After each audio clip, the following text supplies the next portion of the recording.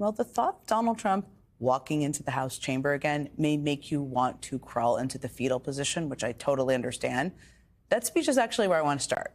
And here's why. Because tomorrow night, he's going to give you his version of events. And I want to give you mine. Now, I could sit here and tell you all about the inner workings of how a big speech like this typically comes together in a White House, how the writing process typically works, how the preparation typically works, how the strategy typically works, what a president is thinking about in the days ahead, all of the things. I could talk about all of that. But the thing is, in this moment, that would all be pretty useless. Because this is not a normal speech. It's not a normal presidency. It's not a normal reality we are all living in, to state the obvious. And I think it's important to remember all of that heading into tomorrow night. Because Trump is going to have a big platform. And he's definitely going to try his hardest to convince you that his plan and his last 6 weeks in office have helped you somehow. Now, I mean, just this morning, Trump previewed his speech by saying, quote, "Tomorrow night will be big. I will tell it like it is." But let me translate that for you real quick. When Trump says he'll tell it like it is, what he really means is that he's going to tell you what his own warped version of what he wants you to believe. I mean, I obviously don't know what's in the speech.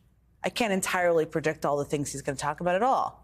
But I think it's pretty safe to say that he's going to lie, he's going to exaggerate, he's going to sugarcoat, he's going to say a lot of things that aren't true. But as you're watching that and resisting the urge to throw something at the TV, if you do, just make sure it's a soft thing, just remember that you know what's true. No matter what he says tomorrow, you know what he's already done. You know what you've been seeing with your own eyes. You know how you and your family and your neighbors have been feeling. I mean, you probably felt a little less safe booking that next flight after a series of recent crashes and air disasters as Trump and Musk continued their quest to gut the FAA. I bet you've heard about the measles outbreak in Texas, killing a child that might be the same age as your kid or your grandkid, as Trump and Musk got the Department of Health and Human Services. You might have seen the news today that for the first time in history, your Social Security checks might not come on time. You've probably gone to the grocery store over the past few weeks and seen that the prices have not actually gone down, but up. And you know that when Trump imposes his tariffs on Canada and Mexico in a few hours, costs will go up even more. If you have money in the stock market, you probably noticed that the markets tanked today after Trump confirmed those tariffs are coming. And I know you saw what happened in the Oval Office on Friday, when Trump berated an ally under attack and sided with a murderous dictator. Point is this, you see what's happening, you know what's happening. And if you spent the last few weeks worrying about what all of this means for you and what this means for the country and your community, you're not alone. I mean, you're in the majority, actually. Brand new polling shows that a majority of Americans say the State of the Union is not very strong. A majority of Americans say the cuts to the federal government are doing more harm than good. A majority of Americans say Trump has not paid enough attention to the country's most important problems. And the only president who had a lower approval rating than Donald Trump at this point in their presidency is Donald Trump. Again, you see what's happening. You know what's happening. And you are in the majority. We see that very clearly in the data. And we're also seeing it in communities and town halls all across the country. I mean, look at the greeting Vice President J.D. Vance got in Vermont over the weekend, when citizens crowded the streets carrying signs like "Democracy, not fascism," and my personal favorite, "Go ski in Russia, J.D." And listen to this chorus of boos at Congressman Keith Self's town hall in Texas over the weekend. The DOGE program.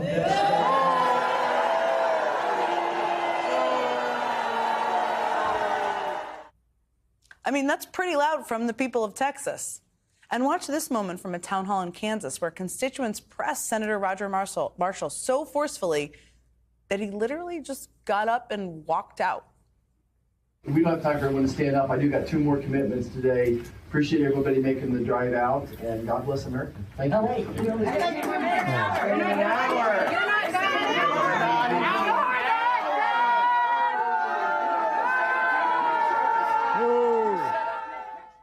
They seem a little displeased there in Kansas. And I want you to take a listen to one more. This is from Congressman Tom Suozzi's town hall over the weekend. And keep in mind as you're watching that, well, yes, he is a Democrat. He represents a very purple district. Listen, everybody's freaking out. Everybody's like, you know, I'm Mr. Like, let's work together. Let's try and find common ground. And what happened in the White House yesterday, I was so pissed off. That it was just so...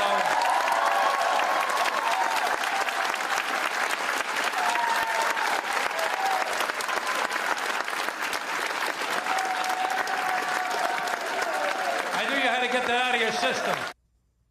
I mean, he was referencing Donald Trump berating Zelensky, the president of Ukraine, in the Oval Office. And people were clapping because they were pissed off, too. It's pretty loud and clear from the people of Long Island. Now, Trump, of course, came out this morning and said nothing to see here, and that all of these people and at all of these town halls are just paid troublemakers. That's his claim. And, of course, there's no evidence that that's true. But that response is an awfully good window into what we will likely hear from him tomorrow night. He's going to tell you not to believe what you're seeing with your own eyes, not to believe what you're feeling in your gut, and to just take him at his word. I'm here to tell you to do the exact opposite. I'm here to tell you to trust what you've been seeing with your own eyes. Believe what you've been feeling in your gut, and know that you are definitely not alone. I can't think of two better people to talk with about all of this. Dan Pfeiffer is a former senior advisor to President Obama and co-host of Pod Save America. Ben Rhodes is the former deputy national security advisor to President Obama. If this was a normal State of the Union, we could just get super nerdy about all the preparations, but it's not. So we're not going to do that. So, Dan, let me start with you. I just gave my take on how I'm looking at tomorrow night. We're all going to watch it. So if people watching don't want to watch it, we'll tell you all about it. But how are you looking at it? I think one of the big questions about this speech is everyone, people like us, the media, the Democrats in Congress, going to treat it like a normal speech, just a slightly more extreme version of a traditional State of the Union? Mm-hmm. But that's not what this is, right? Where we know what we're going to get is going to be gaslighting. We know that we are undergoing one of the most radical and dangerous, potentially unconstitutional changes in how America operates over the last 6 weeks here. And are we going to treat it as such? Or are we just going to get up there and critique what he says, say, maybe this wasn't exactly right, maybe this wasn't wrong, go through the strategy of it, and then come out with our talking points about the price of eggs, right? Or are we going to play a bigger game here and talk about what's really happening? And I think that's the question for all of us as we try to figure out, because we don't really have the vocabulary or the experience to really deal with what Trump is doing, with Elon Musk are doing to our country right now. No question. It's unprecedented is one way of talking about it, but it's many, many things. Ben, let me ask you, I mean, one of the things that you always prepare for and you always watch on the outside is sort of what everybody does in the room. And I'm sure we will talk about that tomorrow as we see it. But I think it's important to also level set just how abnormal and horrible in many ways things are right now. I mean, we just learned tonight that the U.S. is going to pause all military assistance into Ukraine. I think we should expect anything in this moment, of course. But if Trump makes a big deal of that tomorrow night, are you expecting Republicans in the chamber are going to stand up and applaud? I mean, what should we be preparing for to the degree we even know in that regard? Well, just to build on what you said in your opening, Jen, and what Dan said, he's going to try to present all of these deeply radical things he's doing on his own terms. Yeah. And then there's going to be this instinct to digest them as if they're kind of policy shifts, right? So Ukraine, he will present what he's doing, berating President Zelensky in the Oval Office and cutting all assistance as a peace plan, and not as what it really is, which is a transformative event in American history where the United States is shifting from the side of our European allies to the side of Vladimir Putin. That's what it is.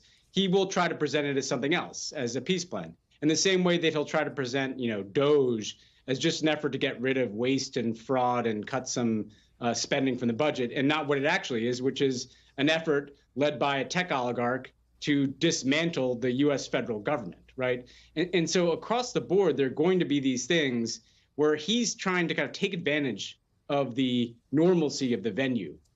I just am a guy with an agenda to make government work better, to bring peace to Ukraine, to have a big, beautiful economy. Never mind that the tariffs that are going to go into effect tomorrow are going to have huge disruptive effects on vital American sectors like the automotive sector, or like the prices of food. And so I think the Republicans, look, I have no hope for them. They'll stand and applaud. They'll salute Mr. Trump. They'll do whatever they have to do to avoid, some MAGA media coming after them. I think what we have to do is not give in to the normalcy of the event. We are living through a very abnormal thing that is happening, and we're going to be living through it for at least 2 years until the midterm elections. And I think that's how Democrats need to respond. And frankly, everybody who's in the kind of reality-based world, whatever their party affiliation, needs to respond. I mean, the man can read from a teleprompter if he needs to. I actually don't. I mean, the inauguration was so much crazier than the first inauguration, so that's not what I expect. But if anyone says he became president tomorrow night, I'm going to lay on the ground. So I hope that's not what happens anywhere. Dan, let me ask you just about Democrats, and because that is one thing Ben raised there, and also you referenced. I mean, the vernacular and the how exactly to fight back. It feels like everybody's kind of working out the kinks of what works and what doesn't work.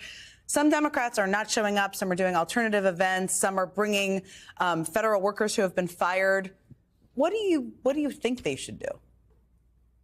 I mean, all of the above, honestly, which is, I think, for much of we're getting better. We should stipulate the Democrats are getting better than they were a few weeks ago.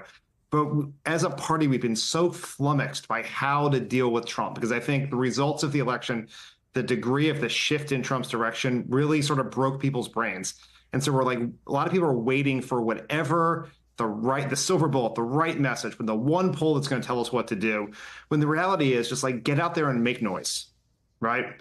Get out, because right now, and this is, I think, the lesson of media in the Trump era is quantity is more important than precision in what you say. So go out there and try to get attention. My only piece of advice, I think, is don't play whack-a-mole. Try to tell one story about what Trump is doing. And the story that I would recommend is corruption. It is what ties all of this together, right? Whether you have the world's richest man rooting through our government, including the regulators that look after his businesses, whether you have a taxpayer-funded crypto scam, whether you have a taxpayer-funded political ad for Trump, a bunch of people are enriching themselves within the government. Like, that is a story that can tie everything together. But you don't have to take my story. Just get out there and start talking.